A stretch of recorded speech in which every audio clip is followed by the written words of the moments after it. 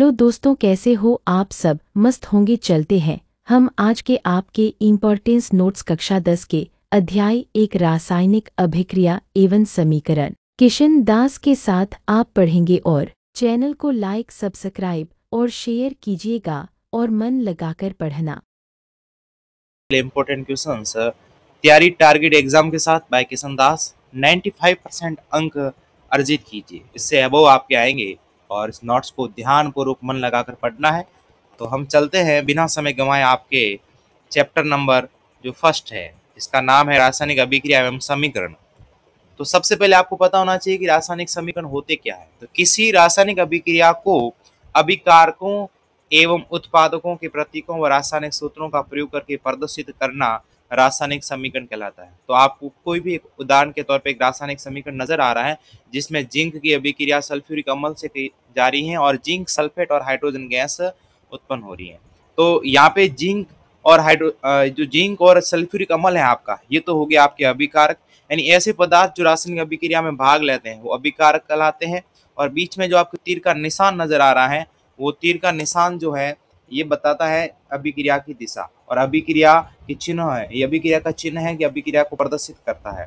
और ये आपके हो गए अभिकारक, और अभिकारक अभिक्रिया करने के पश्चात जो बनाते हैं ये होंगे उत्पाद।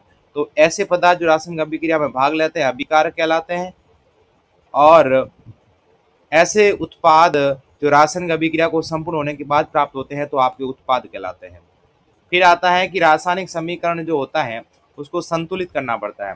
तो वह रासायनिक समीकरण जिसमें विभिन्न तत्वों की परमाणु संख्या व अभिकारक उत्पाद दोनों पक्षों में समान होती है तो वो संतुलित रासायनिक समीकरण कहलाता है। और एक रासायनिक समीकरण को संतुलित करने की जो विधि होती है उसको हीट एंड ट्रायल विधि कहते हैं। जैसे एक समीकरण दिया हुआ है जिसको हमने संतुलित किया गया है कि जैसे यहाँ जो फेरस है उसकी अभिक्रिया जल के साथ कराने पर फेरिक ऑक्साइड साथ में हाइड्रोजन बना, तो यहाँ पे Fe3 है तो यहाँ पे 3 लगा दिया। यहाँ ऑक्सीजन 4 है तो यहाँ हमने 4 लगाया, तो यहाँ पे हाइड्रोजन 8 हो गए तो फिर यहाँ पे भी हमने को 4 लगाना पड़ा। इसी प्रकार H2 और O2 से भी H2O बना, तो यहाँ पे हाइड्रोजन 2 है तो हमने यहाँ पे 2 लगाया, और ऑक्सीजन यहाँ पे 2 है तो यहाँ पे 2 लगाया। इस प्रकार रासायनिक समीकरण को हम संतुलित करना पड़ता है। आगे चलते हैं रासायनिक अभिक्रियाओं के प्रकार। इस पाठ में आप विभिन्न रासायनिक अभिक्रिया पढ़ने वाले हैं, जिसमें संयोजन अभिक्रिया पढ़ने वाले हैं, जिसको संयुग्मन या योगात्मक अभिक्रिया भी कहते हैं। वियोजन या अपघटन अभिक्रिया एक ही बात है, ये भी पढ़ेंगे। उष्माक्षेपी पढ़ेंगे, उष्माशोषी पढ़ेंगे, विस्थापन पढ़ेंगे, द्विविस्थापन पढ़ेंगे, उपचयन अपचयन पढ़ेंगे, और रेडॉक्स अभिक्रिया भी पढ़ेंगे। रेडॉक्स अभिक्रिया वह होती है जिसमें उपचयन और अपचयन दोनों अभिक्रिया साथ साथ होती है। पहली अभिक्रिया आपके सामने आ चुकी है। इस अभिक्रिया में 2 या 2 से अधिक अभिकारक मिलकर एकल उत्पाद का निर्माण करते हैं, मतलब 2 जने मिलकर एक उत्पाद का निर्माण करेंगे, तो वो आपकी हो जाएगी संयोजन अभिक्रिया। और संयोजन अभिक्रिया का जो आपका एग्जाम्पल है, जैसे कोयले का दहन बहुत बार एग्जाम में आता है, C+O2 से कार्बन डाइऑक्साइड बनता है CO2। जल का निर्माण भी संयोजन अभिक्रिया का उदाहरण है। गंधक का दहन सल्फर प्लस ऑक्सीजन से भी सल्फर डाइऑक्साइड बनना। और कैल्शियम हाइड्रोक्साइड का निर्माण, जैसे कैल्शियम ऑक्साइड बिना बुझा हुआ चूना की अभिक्रिया जल से कराने पर बुझा हुआ चूना कैल्शियम हाइड्रोक्साइड बनता है। तो ये सारी संयोजन अभिक्रिया के उदाहरण थे। अब आती है आपके लिए वियोजन अभिक्रिया। वियोजन अभिक्रिया वह अभिक्रिया होती है जिसमें एकल अभिकर्मक, जिसमें अभिकारक एक होगा और टूटकर 2 या 2 से अधिक आपके उत्पाद बनाएगा, जिसे वियोजन अभिक्रिया कहते हैं। जैसे फेरस सल्फेट का वियोजन, फेरस सल्फेट को अगर हम वियोजित करेंगे तो फेरिक ऑक्साइड, सल्फर डाइऑक्साइड और सल्फर ट्राइऑक्साइड बनेगा। कैल्शियम कार्बोनेट का वियोजन करेंगे तो कैल्शियम कार्बोनेट के साथ कैल्शियम ऑक्साइड बनेगा, कार्बन डाइऑक्साइड बनेगा। और सिल्वर ब्रोमाइड भी एक प्रकार का वियोजन अभिक्रिया, क्योंकि HgBr सिल्वर ब्रोमाइड को जब हम तोड़ेंगे तो Hg और Br2 अलग बनेगा, और फिर समीकरणों को संतुलित भी करना पड़ता है। इस अभिक्रिया का उपयोग श्याम श्वेत फोटोग्राफी में किया जा सकता है। प्रश्न आ सकता है एग्जाम में कि श्याम श्वेत फोटोग्राफी के लिए किस अभिक्रिया का उपयोग किया जाता है, तो वियोजन अभिक्रिया किसका किया जाता है, तो सिल्वर ब्रोमाइड का किया जाता है। और संगमरमर का रासायनिक सूत्र याद रखना, कैल्शियम कार्बोनेट, जिसको बोलते हैं CaCO3। मैं थोड़ी स्पीड रख रहा हूं ताकि कम समय में आपको पूरा पाठ करा सकूं। उष्माक्षेपी वह अभिक्रिया जिसमें उष्मा ऊर्जा के रूप में उत्सर्जित होती है और उसे उष्माक्षेपी अभिक्रिया कहते हैं। आप इस नोट्स को वीडियो को पॉज करके लिख सकते हैं। तो उष्माक्षेपी में क्या होता है कि उष्मा उत्सर्जित होती है, जैसे प्राकृतिक गैस का दहन, अगर CH4 की अभिक्रिया O2 से कराने पर तो CO2 कार्बन डाइऑक्साइड वापिस जल बनेगा, साथ में ऊर्जा जो है ये आपके उत्सर्जित होगी। तो श्वसन भी एक उष्माक्षेपी अभिक्रिया है। कैसे समझे, तो मनुष्य को जीवित रहने के लिए ऊर्जा की आवश्यकता होती है, ये ऊर्जा में भोजन से प्राप्त होती है। पाचन क्रिया के समय में खाद्य पदार्थ में टूटना, जैसे चावल, आलू, ब्रेड, कार्बोहाइड्रेट प्राप्त होता है। कार्बोहाइड्रेट के टूटने पर ग्लूकोज प्राप्त होता है, और ग्लूकोज जो होता है वो हमारे शरीर के लिए क्या होता है, कोशिका में उपस्थित ऑक्सीजन से मिलकर शरीर को ऊर्जा प्रदान करते हैं। जैसे C6H12O6 ये ग्लूकोज का फॉर्मूला, इसकी ऑक्सीजन की उपस्थिति में बिगड़ करके कार्बन डाइऑक्साइड बनता है, जल बनता है और साथ में ऊर्जा बनती है। ऊर्जा अपने शरीर में ATP के रूप में बनती है। साथ में साग सब्जियों का विघटित होकर कंपोस्ट बनाना, ये भी ऊष्माक्षेपीय अभिक्रिया के उदाहरण है। तो प्रश्न आ सकता है आपके प्रश्न के ऊष्माक्षेपीय अभिक्रिया के उदाहरण भी दीजिए, तो आप ये दे सकते हो। अगला है आपके ऊष्माशोषी अभिक्रिया। ऊष्माशोषी अभिक्रिया जिन अभिक्रिया में ऊर्जा का अवशोषण होता है उसे ऊष्माशोषी अभिक्रिया कहते हैं। आपको लग रहा होगा कि मैं बहुत तेज बोल रहा हूँ, इसका मतलब है कि मैं कम समय में पूर्ण किताब कराना चाहता हूँ। तो जिससे आप अगर आप इस नोट्स को लिखना चाहते हैं तो वीडियो को पॉज करके आराम से लिख सकते हैं और याद कर सकते हैं। तो ऊष्माशोषी जो अभिक्रिया है वो H2 और I2 जैसे ऊर्जा के साथ अभिक्रिया करके 2HI बनाना। इसमें क्या होता है, ऊष्मा का अवशोषण होता है, ऊष्मा की कमी होती है, तो वो होती है आपकी ऊष्माशोषी अभिक्रिया। फिर आती है आपके विस्थापन अभिक्रिया। ऐसी अभिक्रिया जिसमें एक यौगिक या अणु किसी एक परमाणु अथवा समूह के स्थान पर कोई दूसरा परमाणु अथवा समूह आ जाता है, विस्थापन अभिक्रिया कहते हैं।